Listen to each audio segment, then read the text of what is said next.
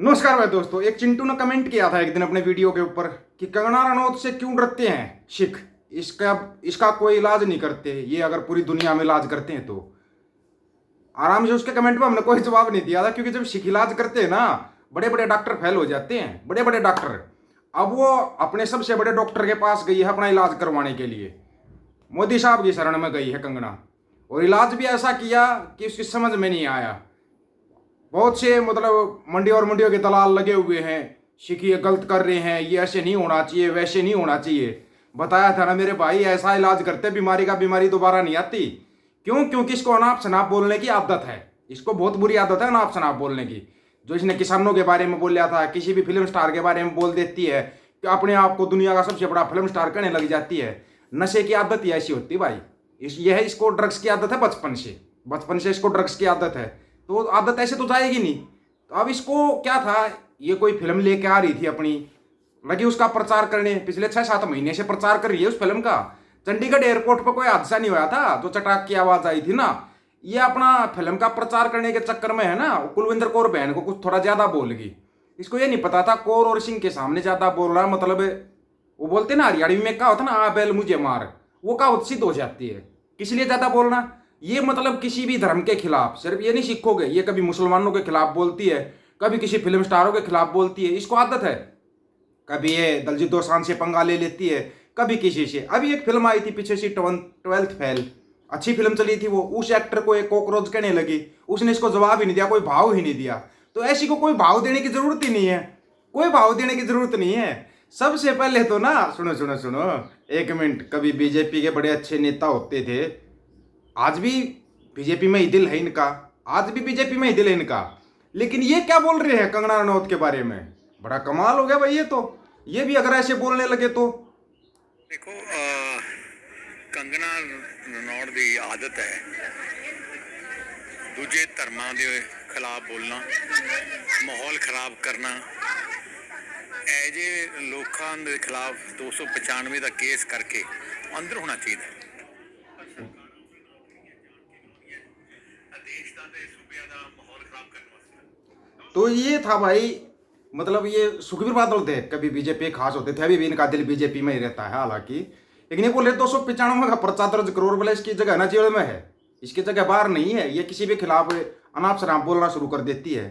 वैसे बताएंगे जो शिरोमणि अकाली दल ने बोला, या जो अकाल तख्त साहब के जथेदार साहब ने बोला, वो तो मतलब कमाल ही था, वो तो एक कमाल ही था। लेकिन उससे पहले है ना, ये तुम्हारी कंगना क्या बोल रही है, ये सुनना बेहद जरूरी है, ठीक है ना? ये सुनो, इसकी क्या मतलब स्टेटस क्या है, इसका स्टेटस सुनना एक बार। ड्रग्स के बारे में क्या कहा था सुनिए। घर से भागी 1.5-2 साल में मैं एक फिल्म स्टार थी, एक ड्रग एडिक्ट थी। मेरी ज़िंदगी में इतने सारे कांड चल रहे थे कि मैं ऐसे लोगों के हाथों में लग चुकी थी कि जहाँ से मुझे शायद मौत ही निकाल सकती थी। ये सब इतना सब डेंजर हो चुका था मेरी लाइफ में, जब मैं टीनेजर ही थी अभी। सोच लो मैं कितनी खतरनाक। मतलब ये हंस के बता रही है। यही नहीं, अभी इसने क्या बयान दिया ताजा, सुनो। इंशाल्लाह हम लोग ऐसा दिन आए कि हम लोग सब मनाली में जाएं और बर्फ में एंजॉय किया करें, दारू पिए। मतलब मनाली जाओ, इसके साथ दारू पियो, एंजॉय करो भाई लाइफ का। अंधभक्त तुम्हारी बुआ खुद कह रही है, हम नहीं कह रहे बात। ये वीडियो वायरल हो रहे हैं इसके, ये वीडियो वायरल हो रहे हैं। फिर इसने जो इमरजेंसी में दिखाने की कोशिश की, वो डब्बे में भेज दिया उस फिल्म को। डब्बे में जैसे ही भेजा तो इसको याद आए कि भाई नहीं, एक बड़े वाले पापा भी हैं इनके पास, वो मदद करेंगे। उनको खुद को मदद नहीं मिल पा रही, वो क्या मदद करेंगे? वो तुम्हारी मदद तो जब करेंगे ना, उस बेचारे की खुद की मदद हो पा रही होगी। तुम भी कहीं भी चल देते हो, है ना? ये जो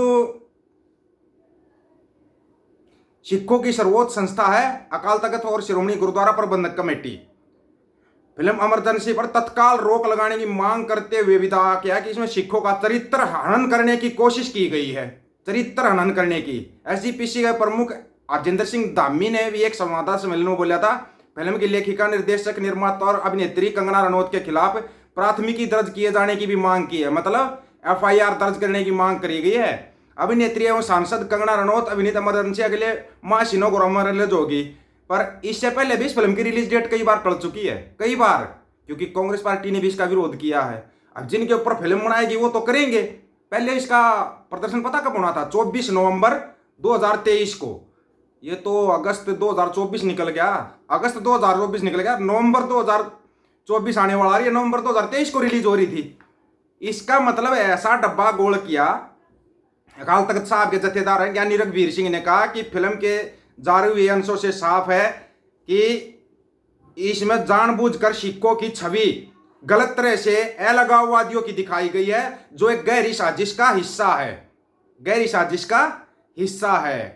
अब इसकी फिल्म गई डिब्बे में। जैसे ही फिल्म डिब्बे में गई तो देखो पता सबको, इसकी टाइम टाइम शुरू हो जाती है, फिर इसकी टाइम टाइम शुरू हो जाती है, फिर ये लगती है सिखों की किरदार खुशी करने में। लेकिन इसके जैसी ना, ये क्या है, अपने आप को स्मृति ईरानी की जगह लेके आना चाहती है। स्मृति ईरानी को तो खुद डलेने लगा दिया, खुद डलेने लगा दिया, जनता ने लगा दिया। जनता का माहौल देख कर अमित शाह साहब, गृह मंत्री साहब ने उसको ठीक चल भला साइड में चला, ऐसा कचरा नहीं चाहिए। अब उसी कचरे की श्रेणी में ये आ चुकी है, उसी कचरे की श्रेणी में ये आ चुकी है। इसको लगता है तुम किसानों के खिलाफ गलत बोल दे, कभी राहुल गांधी के खिलाफ गलत बोल दे, कभी सिखों के खिलाफ गलत बोल दे, तेरे को बड़े से बड़ा ओहदा मिलेगा। इसको ना चुन के तो जगह दी गई थी कि तू मंडी में जा। भाई ऐसी चीजें मंडी में ही होती है ना, मंडी में जा, वहीं से तू जीत सकती, बाकी और देश में कहीं कोई जगह नहीं है तेरे लिए। इसको मंडी की सीट दी गई थी। अब मंडी में क्या होता है वो सबको पता है, मंडी में तो होते हैं, सबको पता होते हैं। तो इसको उस जगह पे भेज दिया। पहले तो ये वहां से जीत के खुश होगी, तूने तो पता नहीं कौन सा कद्दू में तीर मार दिया है, कद्दू में तीर मार दिया। पहली बात तो ना, बीजेपी के एक बड़ी खासियत होती है बीजेपी की, वो आदमी को उसकी औकात बड़ी जल्दी दिखा देती है। नहीं तो जितने जाट जा रहे बीजेपी में, देख लो हरियाणा में क्या हाल है, एक भी जाट से कितना है, कोई पद है किसे जाट दो रहे। जाटों को उनकी औकात दिखाई, जो बीजेपी में खुश होकर गए थे उनकी औकात दिखाई। ऐसे ही इसकी औकात दिखा रखी है। अब ये कभी मोदी साहब के पास जा रही, कभी राहुल गांधी के पास जा रही, कभी किसी के पास है। कोई तो जगह छोड़ दे, किसी को तो छोड़ दे, किसी को तो छोड़ दे। और अब चिंटू क्या बोल रहा था, भाई इसका इलाज नहीं कर पा रहे सिख, सिख ऐसे इलाज करते हैं भाई, बंदे को फिर भागने की जगह नहीं मिलती, फिर उसको ना वो बीमारी दोबारा नहीं होती, दोबारा वो बीमारी नहीं होती। इसको दोबारा ये बीमारी नहीं हो पाएगी। सिखों के खिलाफ गलत बोलने वाली जो बीमारी है ना, इसका अभी छोटा सा इलाज किया है, ये भी बता रहे, सिर्फ छोटा सा इलाज किया गया है। अभी तो फिल्म को डिब्बे में डाल लिया गया है, यहाँ तो इंसानों को भी डब्बा गोल कर दिया जाता है, अगर ना पता हो तो, ना पता हो तो। अभी सिख अपने दूसरे काम में लगे हुए हैं, तेरी जैसियों के लिए वैसे भी उनके पास कोई टाइम नहीं होता। तेरे को क्या जवाब देना है मंडी की, बस आगे डैश डैश डैश।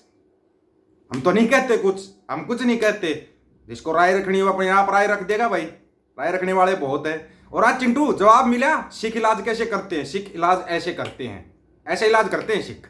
ये याद रखना इस बात को, कहीं भूल जाए फिर दोबारा याद दिला देंगे, क्योंकि राज करेगा खालसा। ये याद रखना, खालसा राज करने के लिए पैदा होया है। कब दिल्ली जीत ली भी एक और को प्रकारिया, शायद वो अभी खुद लेने लगा हुआ है, उसके साथ कुछ ज्यादा ही हो गया भाई, कुछ ज्यादा ही हो गया। अब वो शायद सिखों की तारीफ करने लग जाए।